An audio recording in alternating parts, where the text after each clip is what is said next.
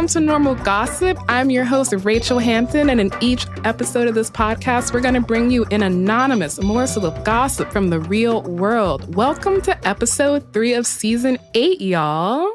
If this is your first time tuning in this season, I would love to know why you picked this episode. Was it the guest? Do you just like the number 3? I have questions. Send me your answers. But also know you don't need to see an ENT. I'm not Kelsey. For more information on the peaceful transition of power that Normal Gossip is going through, check out the finale of season 7. And yes, we will continue to refer to it as a peaceful transition of power because that's what it was and continues to be. And we know we need some examples of that in this world right now. Speaking of that transition, I'm going to be emo for a second because it's my right. And also I know like half of y'all don't listen to this section, which is your right. One of the hardest parts of making the show is the time where we are in the middle of production but haven't released anything. I am one of those people who's always going to think about what could go wrong before I think about what will probably go right. Yes, I am on Lexapro. You don't need to ask. All to say, one of my primary fears when I agreed to take over the show was disappointing the listeners. This show is so fun, which I feel like we have so little of these days. I really wanted to preserve this space for all of us. All to say, I was really fucking scared. And now I'm so deeply touched by the response this season is already beginning to receive. I am learning on a very public stage, and I am a perfectionist. So that is very hard for me to do. And y'all have really been so graceful and kind, and I can't express how much that means to me without crying. So that's the end of Feelings Corner. On to the main event. I am so excited to be joined today by someone I absolutely love talking to. Our producer, Sierra Spragley-Ricks, can attest to how much we love to cut up. She has to cut a lot of it out. Today's guest is none other than Jonquilyn Hill, the host of Explain It to Me, a Vox podcast that you can think of as a hotline to all your unanswered questions. Jonquilyn, hello! Hello. Thank you. It's so good to be hanging out with you. You know I love a good hang. I do. Well, the first part of our hang, I have to ask, what is your relationship to gossip? Okay, I've been thinking about this question a lot because gossip is actually quite important to my life for a variety of reasons. The first reason, I grew up in church, Black church. People have said here before, gossip is like currency. And in particular, I'm AME, grew up AME, and my father's a pastor. Pastor's kid. Yeah.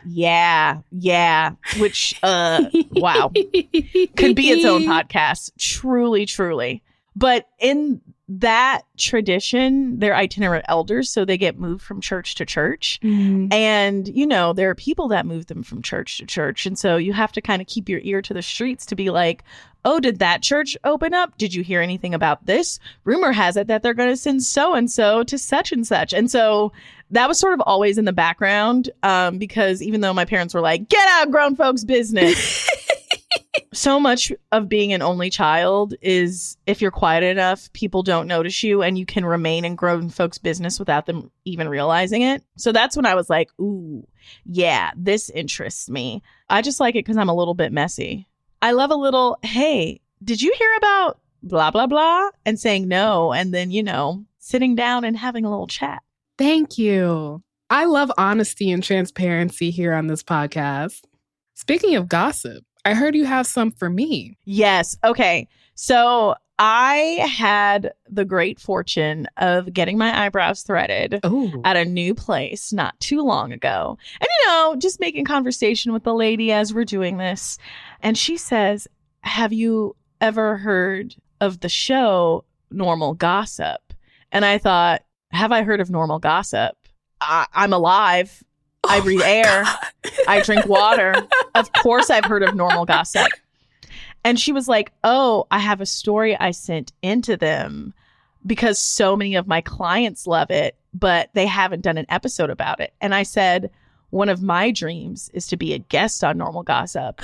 If my dream comes true, can I share your gossip? And she said, yeah, girl. This is like an Ouroboros of gossip. I'm obsessed. So my eyebrow lady has a family friend, and her family friend was going to have this big wedding, a Nigerian wedding. And so, The clothes, the money, the everything. Yes. The night before the wedding, she gets a text from her friend that says, hey, the wedding is off, but you should still show up to the reception at the appropriate reception time.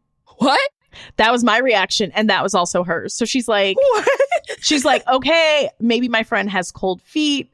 The girl's just talking. I'm going to go to bed, wake up in the morning. We'll probably be all good. Text her through it, figure out what happened. She goes to bed. She wakes up. Her mom wakes her up and is like, hey, we have to get ready for this reception. And she's like, Mom, the wedding's off, etc. And she's like, oh, I know.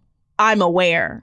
And her mom regales her with the tale of what happened. Tell me. Her friend is in a relationship with a man and they live together, but he travels a lot for work. So she's getting ready for the wedding.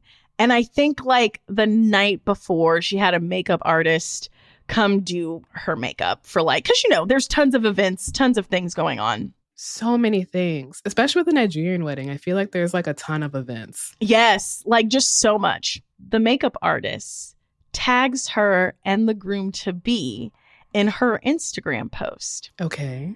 The makeup artist then gets a DM from a woman who follows her that says, hey, that groom is my boyfriend. No fucking way. Yep. She then reaches out directly to the bride and is like, we've been dating long distance. He was visiting me, woman to woman, coming to you as a woman. I'm coming to you, woman to woman. Hey, girl. Yeah. And she's like, and it's not even this thing of like, well, that's my man. She's like, hey, he sucks. Get out of there. And the bride's like, yeah, you're right. I am going to get out of there. So they hatch a plan and they decide, you know what? You're the bride. You get to be the one to break it off with him first. I love the generosity of spirit here. It's great because then afterwards he tries to text his girlfriend and she's like, I know you were engaged. Fuck you. No. So he leaves this situation with no women. Good. As it should be. And so then my eyebrow lady, her family goes to the reception. They write an even bigger check than they were initially going to because they're like, you know what? She started her life over. She got her heart broken. She deserves. And they were also happy because his family didn't drink. And so they were like, well, now we can have an open bar. Yes. Okay, everyone won here. It was a win, except that guy, but who cares? Except for that guy, and he deserved to lose. Listen, I love a comeuppance. I love bullying a man. Yes. I hope the bride went on their honeymoon, like, with a friend. Ooh, yeah. You know? Like, you shouldn't have to, because you already paid the deposit. You can't, I don't think you can get that back. They should have cried. I bet if you called and you were like, I found out that my husband-to-be was cheating on me, I bet they upgrade your room for free. Oh, probably. And, like, definitely take it because the other woman knows he can't take her. Exactly. Wow. I would have been so stressed out that my eyebrows were going to be, like, really high up while I was getting them threaded as I'm hearing this story. I'm like, please pay attention to the shape of my eyebrows because I can't stop moving my face while you're telling me the story. Yes. That's beautiful. That is one of the best situations to be in where someone is like, I'm going to tell you a story and I want you to spread it as far as possible because I want more people to hear this. Well, do I have something for you, JQ? Ooh. Are you ready? Are you ready to hear some gossip? I am always ready to hear some gossip.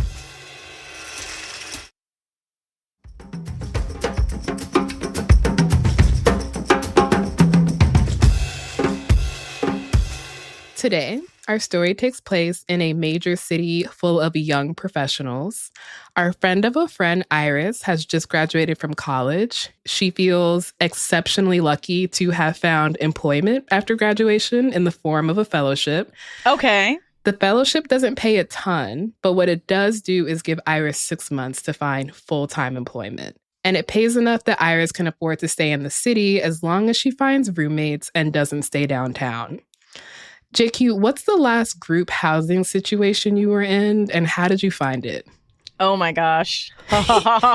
So I was working at a Washington bureau for a news organization. And, I was not making a ton of money. The amount of money I was making is now an illegal amount to pay even a minimum wage worker. And I had to have a college degree for this job. Your girl was struggling. So one of my friends at work was like, hey, you have to be at work early quite a bit. I know you're tired of paying for Ubers at 3:30 a.m. How about you move into the house where I'm living? It's literally around the corner, walking distance. You can walk when it's dark out and not get kidnapped. And I was like, I love the sound of that. Yeah. The rent was cheap. It was like $800 a month for this room. Incredible. I know. It was a Craigslist house. It had central air. I did live with a lot of men. I shared a bathroom with one of my guy friends. We're now friends because of this. But I was like, wow, sharing a bathroom with a man. This is kind of a perfect segue into today's story. So one day, Iris goes to check out a place that seems too good to be true in her housing search. According to the pictures she had seen in a queer Facebook housing group, this place is a 3-story townhome with beautiful red brick and white trim.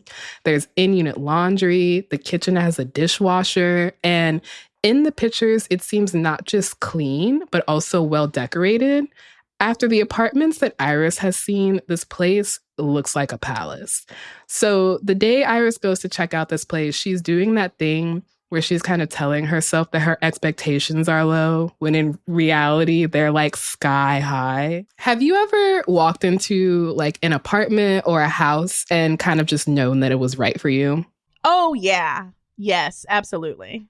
Yeah, that's the feeling Iris has as she walks down the terracotta stepping stones that lead to the front door. She walks past the "In this house we believe in science" yard sign. She goes up the steps to the porch, which has a gorgeous set of rocking chairs that Iris can already picture reading a book in with a glass of wine on a warm evening. At this point, Iris has just fully dispensed with the fiction of having low expectations and is just silently praying to the housing gods that the roommates be normal. When the front door opens, revealing a man in beautiful silk pajamas holding a wine glass. How would you react to this? I could be like, oh, he's living his soft life. I too want to live a soft life. But also, are you always in these PJs? Like, hold on now. Do you have a job? But also, that's not my business as long as the rent getting paid. So, hey. All fair reactions. Iris doesn't really have a chance to react because before she can say anything, the man in the pajamas says, "Welcome." And then he asks her, "Would you like some rosé?" He turns with a swish of silk and then ushers Iris inside, where Iris is greeted by between 7 to 10 other men. Oh. They all say hello in that sort of sing-songy way that people do when they're buzzed. And it's immediately clear to Iris that she has stumbled across elder millennials in their natural habitat at brunch. There are remnants of a mimosa station on the counter. The man in the silk pajamas presses a glass of rosé into Iris's hand before giving her a tour of the townhouse, which is somehow even more beautiful in person. The room Iris will be taking is on the 2nd story, and it's the only bedroom on that floor, which means she would have her own bathroom. Oh, yes. Oh, my gosh. I knew you would appreciate that. When she looks out the window, there's a stunning view of the tree-lined street. Iris is already picturing where her furniture will go, and she hasn't even met the other inhabitants of the townhouse, who luckily seem lovely. So the inhabitants of the house are Blake, who is the man in the silk. He shares the master bedroom with his partner, Michael. Blake is a creative director at an ad agency, which helps explain how his hair is so beautiful. He's got one of those like trendy middle part hairstyles that looks a little bit fascist on most people, but makes Blake look like Milo Thatcher in the Atlantis movie. Oh, I see his vibe. I see his vibe. Meanwhile, his partner Michael kind of looks like the embodiment of a dark gray Patagonia vest.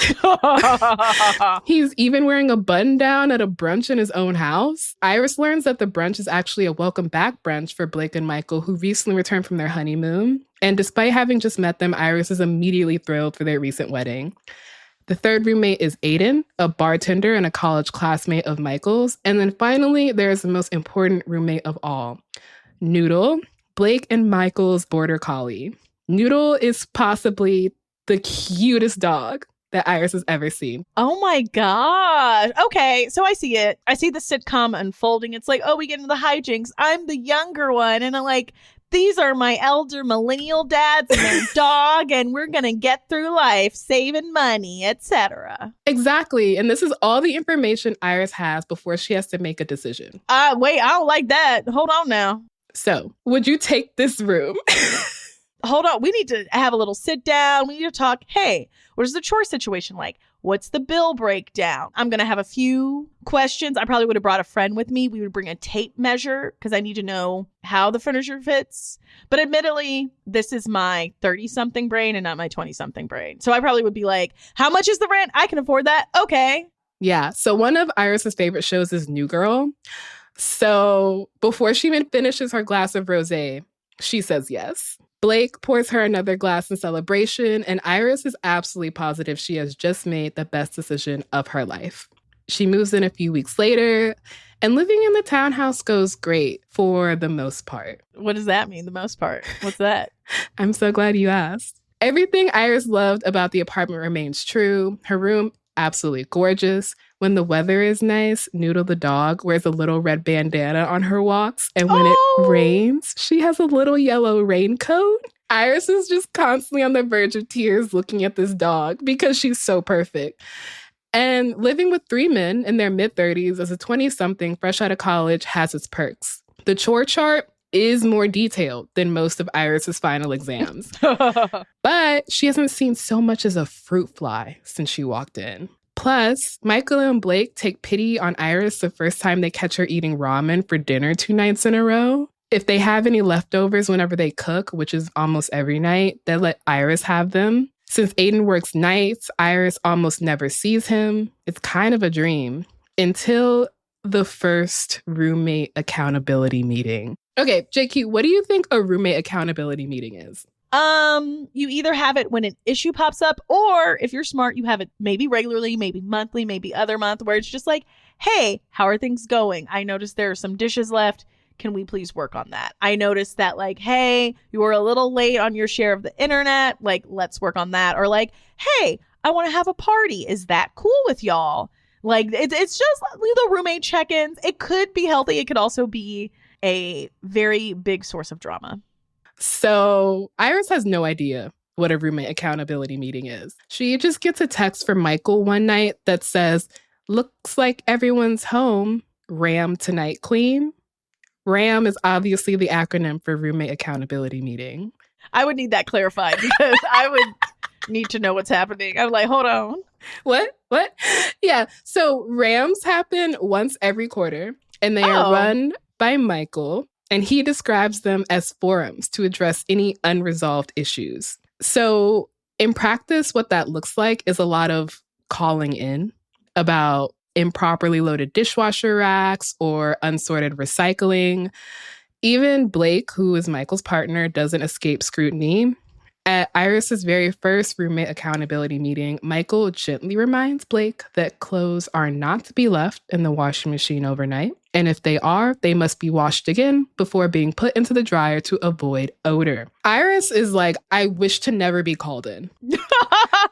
Iris is one of those people that teachers called a pleasure to have in class. Relatable. She is a rule follower, a people pleaser, a submissive for courtesy. How do you think this vibe would mesh with Michael's, which isn't unlike that of a benevolent dictator? It's what my mother calls nicety. Nice nasty when you're nicety. I could see Michael being nicety, and I could see Iris kind of rolling over and be like, okay, I'll get it next time, or like, oh, sorry, and just sort of walking on eggshells in the home like, oh, gotta fold that. Oh, I have to make sure. Like, unfortunately for Iris, he has a bit of a minion now. He has a yes woman in his midst. She's not going to push back. And she's 22. Yeah, and there's a gender dynamic. No matter how welcoming we are, it's going to be like, yes, sir. Michael adores Iris. Because she does everything he says. In the roommate accountability meetings, he always praises her for how thoroughly she vacuums the living room rugs.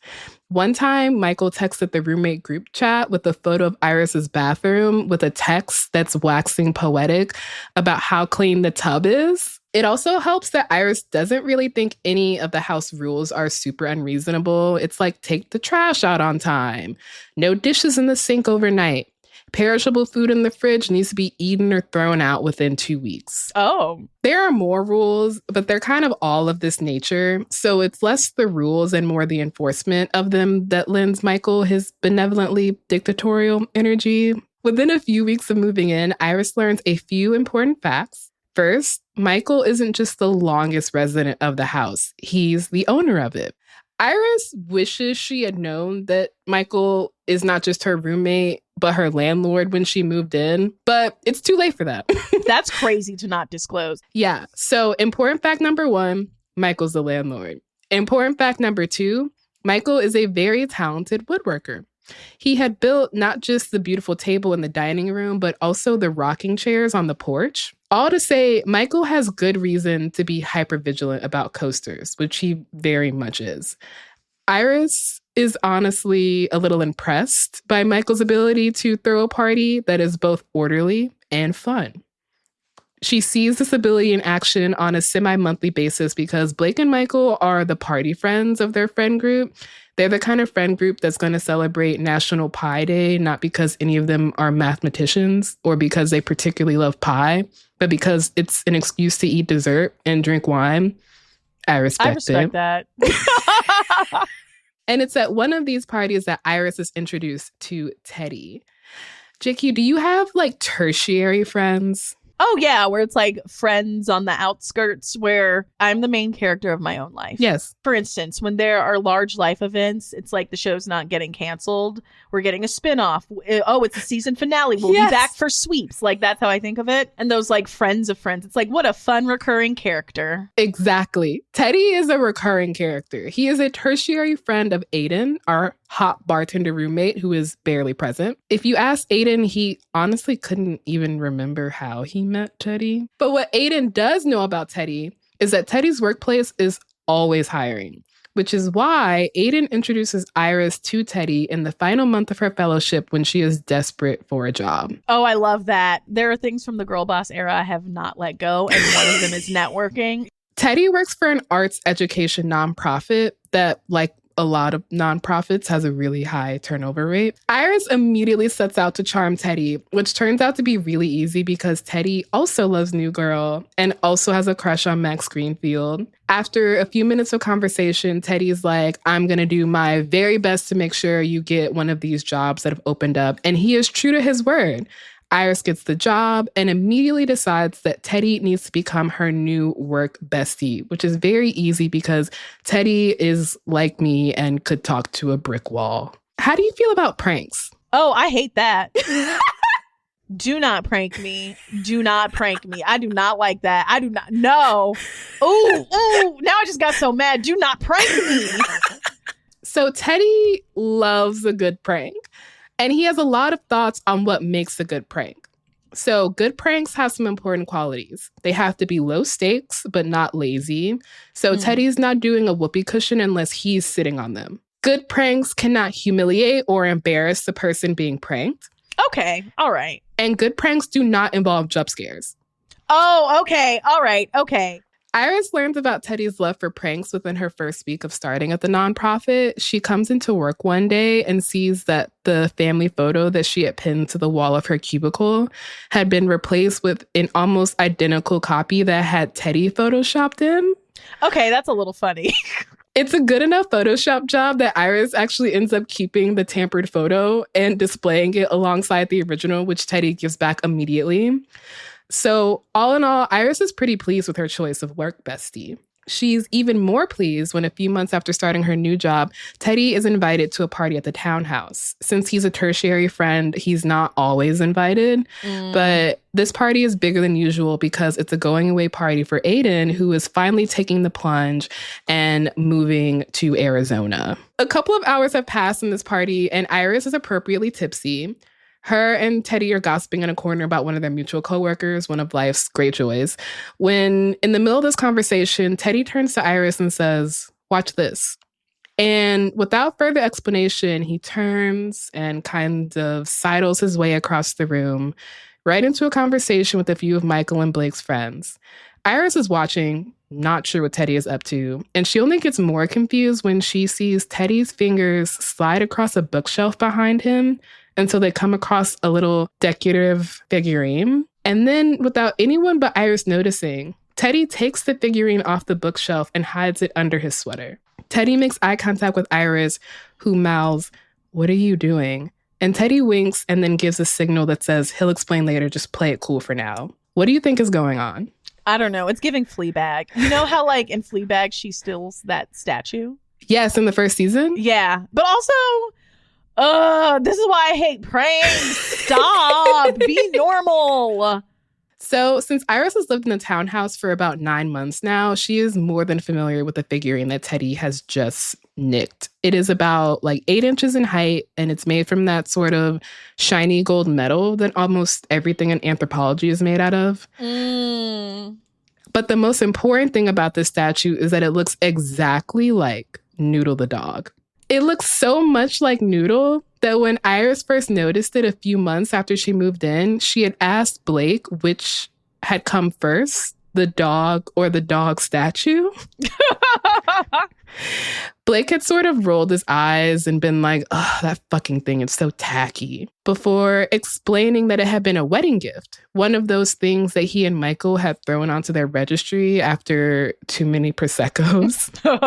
He'd actually wanted to get rid of it when it showed up on their doorstep, but Michael had fallen in love with the little gold statue. The shelf that Teddy had just nicked the statue off of was even specially built into the bookcase by Michael just to display the statue.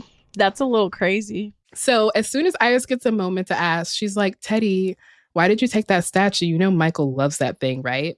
And Teddy kind of starts giggling before revealing that he had actually been the one to buy the statue off the wedding registry, because Teddy was knowingly a B-list invitation to Michael and Blake's wedding. This is actually one of Teddy's favorite situations to be in. He loves being the fun friend that's invited after, like, great Aunt Mildred decides not to attend.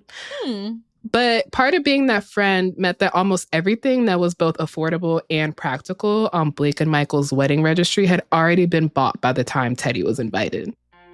Thus, the dog statue. And now Teddy has a brilliant idea for the dog statue. He wants to pull a prank.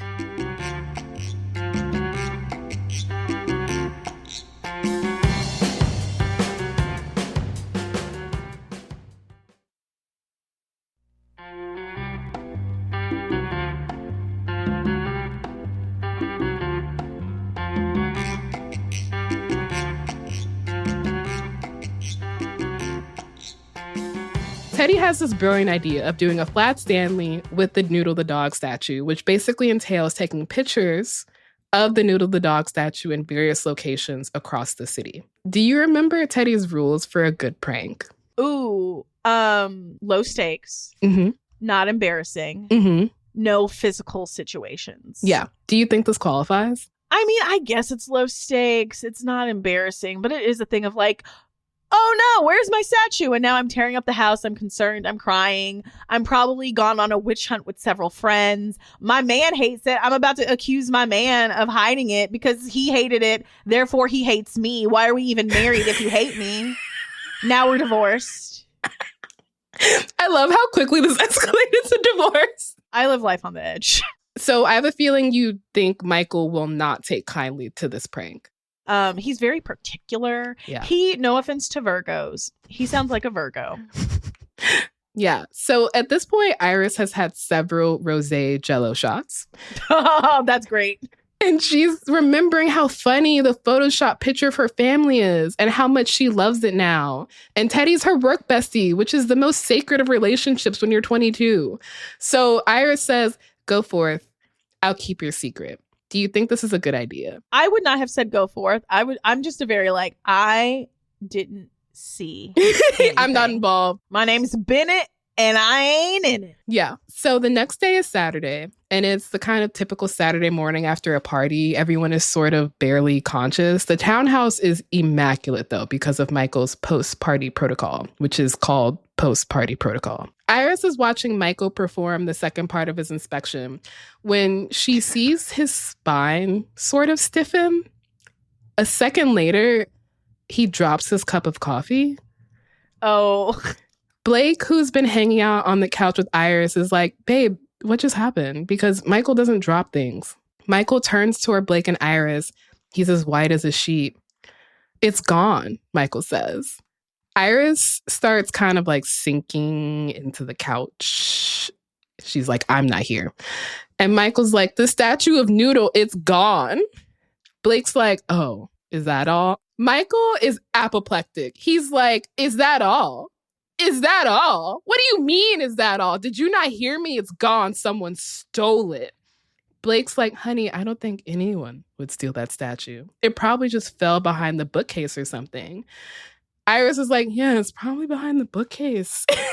Here's the thing, Iris, this is a really important part of being a gossip monger. Playing dumb. Being like, what? Wait, what happened? No, wait, girl, tell me. What? So it sounds like what you would do if you were Iris right now is play dumb. Yeah. I don't even remember what it looks like. Could you show me a picture and I'll help you look for it?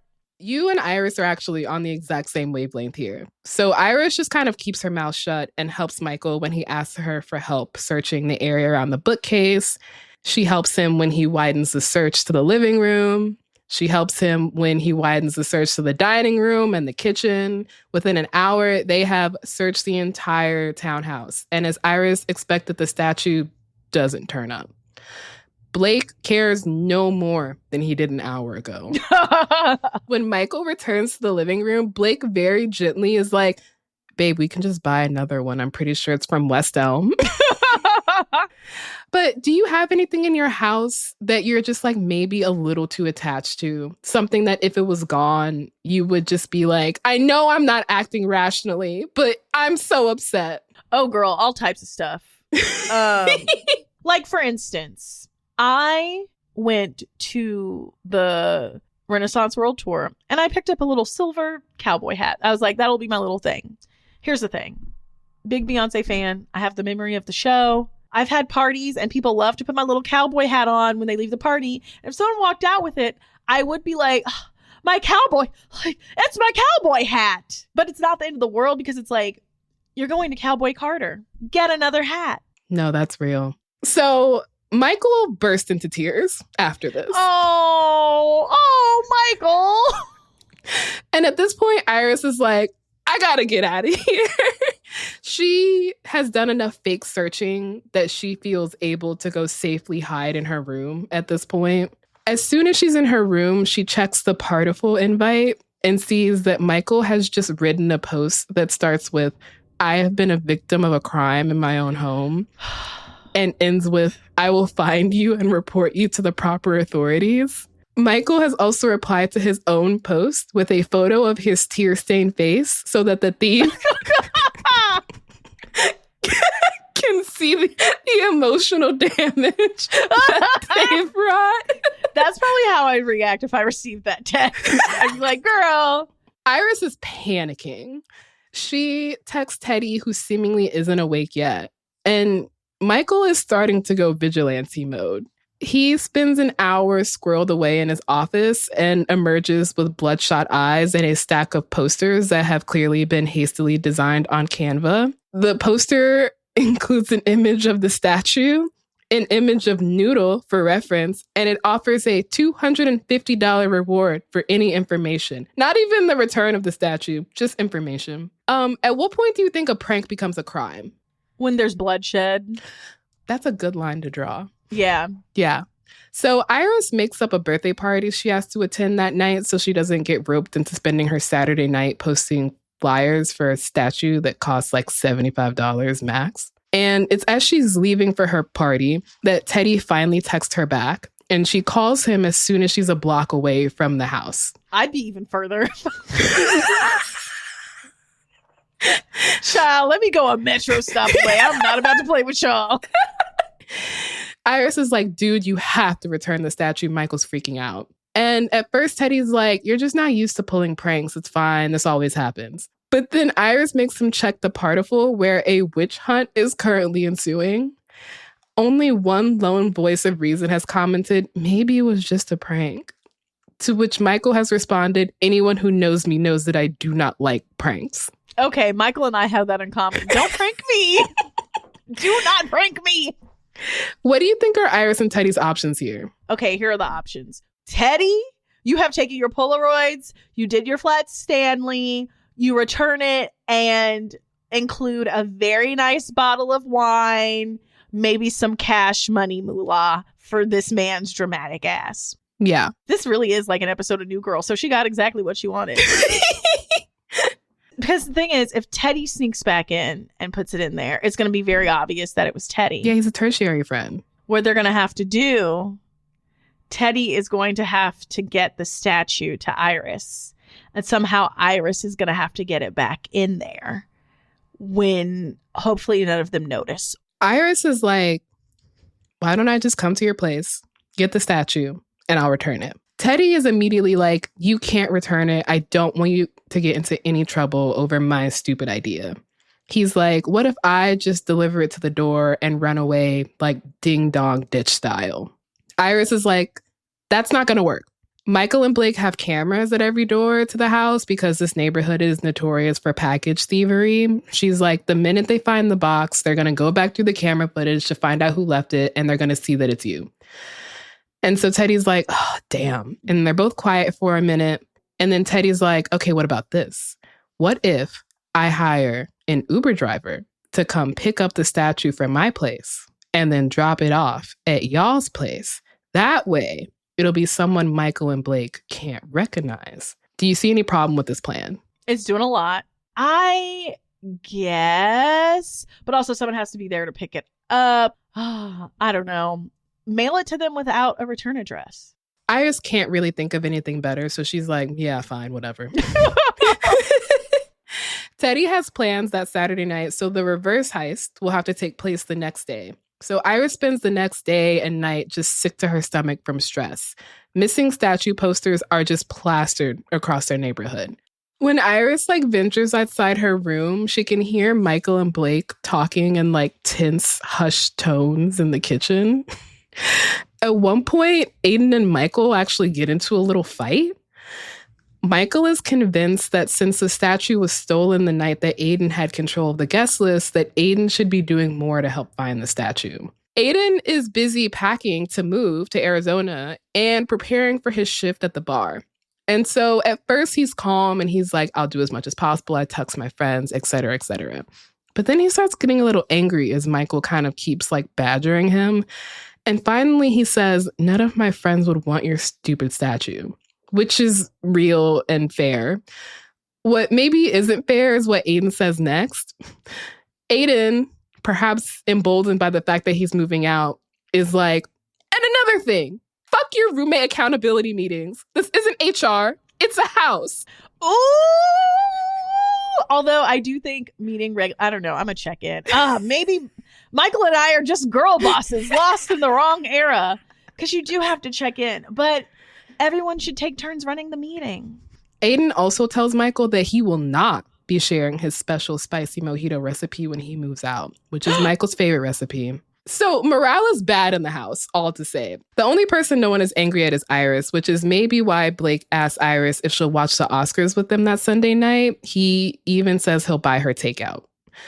Iris knows a bribe when she sees one, but Michael and Blake also exclusively order from the kind of restaurants that Iris can't afford, so she's not going to say no to that.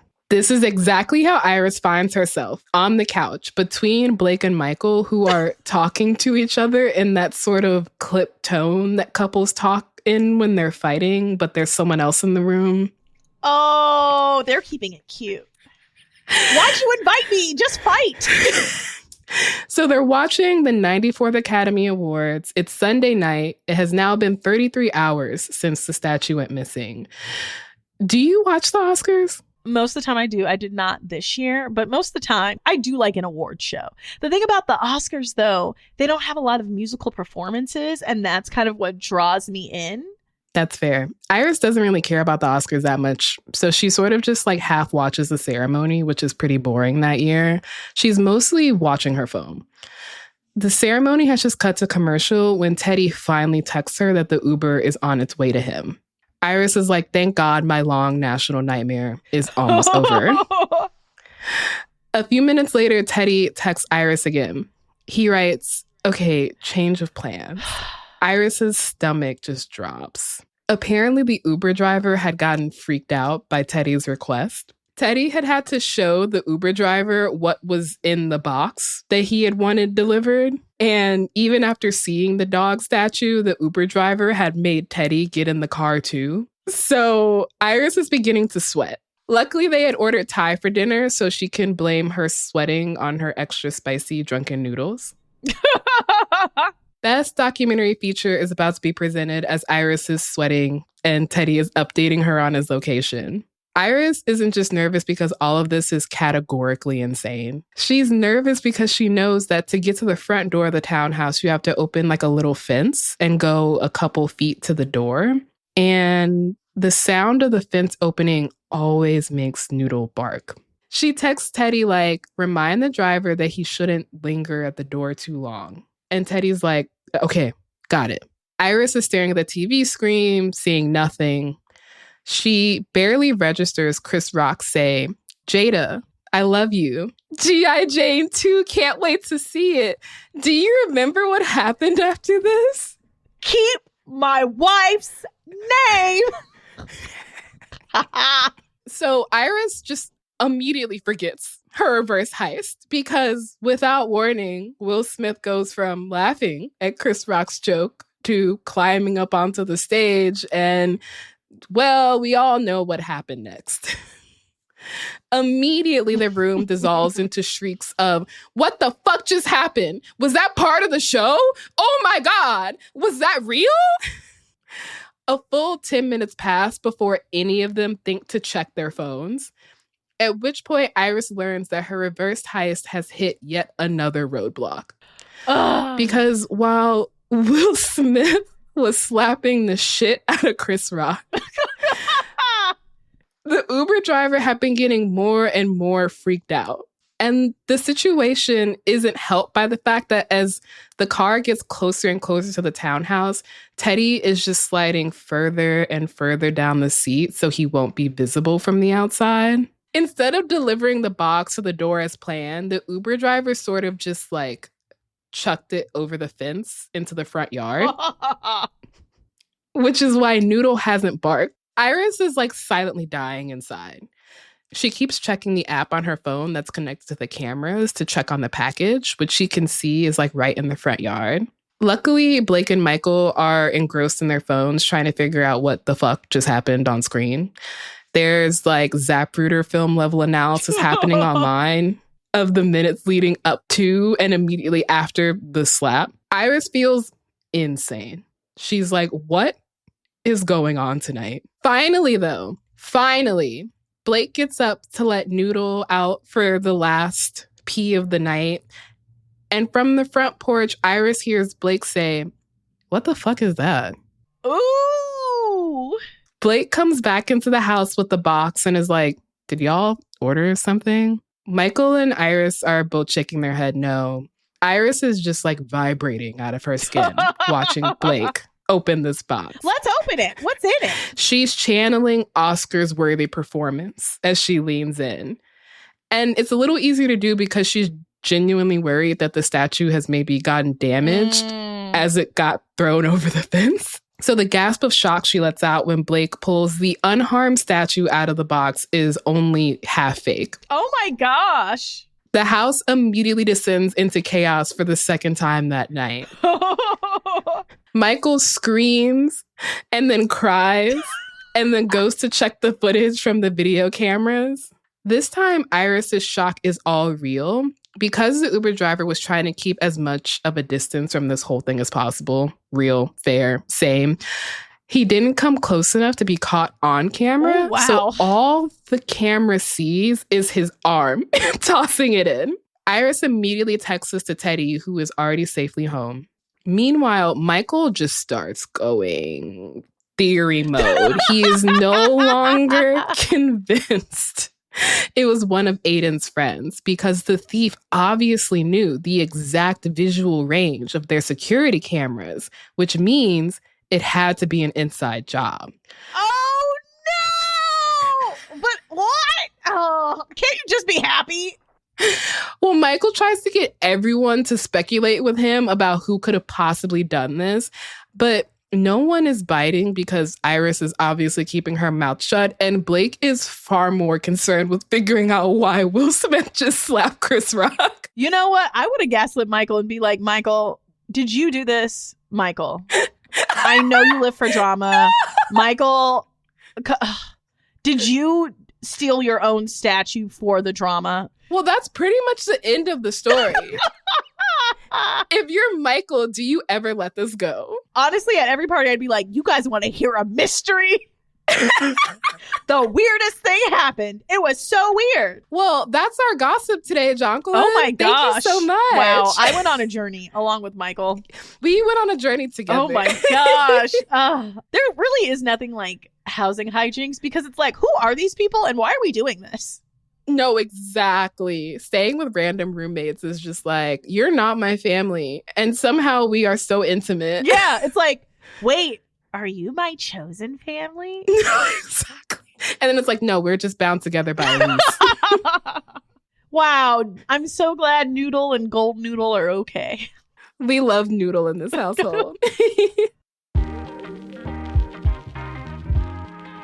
Thank you for listening to Normal Gossip. If you have a gossip story to share with us, email us at normalgossip@defector.com, or you can leave us a voicemail at 2679-GOSSIP. If you love this podcast and want to support us, become a friend or a friend of a friend at supportnormalgossip.com. You can follow the show on Instagram and TikTok at Normal Gossip. You can follow me on all social media at HeyDanae, HeyDnae. This podcast was produced by Sierra Spragley Ricks and Jay Tolviera. The co-creators and Dowager Queens of Normal Gossip are Alex Sujong Laughlin and Kelsey McKinney. Justin Ellis is Defector's projects editor. Jasper Wang and Sean Kuhn are Defector's business guys. Alex Sujong Laughlin is Defector's supervising producer. Tom Lay is our editor-in-chief. Dan McQuaid runs our merch store, which you can find at normalgossip.store. Tara Jacoby designed our show art. Thank you to Catherine Shu, Brandy Jensen, Louise Paez Pumar, Chris Thompson, Jasper Wang, Sabrina Embler, Dave McKenna, Patrick Redford, and Ray Rado for your help on this season. Thanks to the rest of the Defector staff. Defector Media is a collectively owned subscriber-based media company. Normal Gossip is a proud member of Radiotopia. I'm your host, Rachel Hampton, and remember, you didn't hear this from me. Radiotopia. From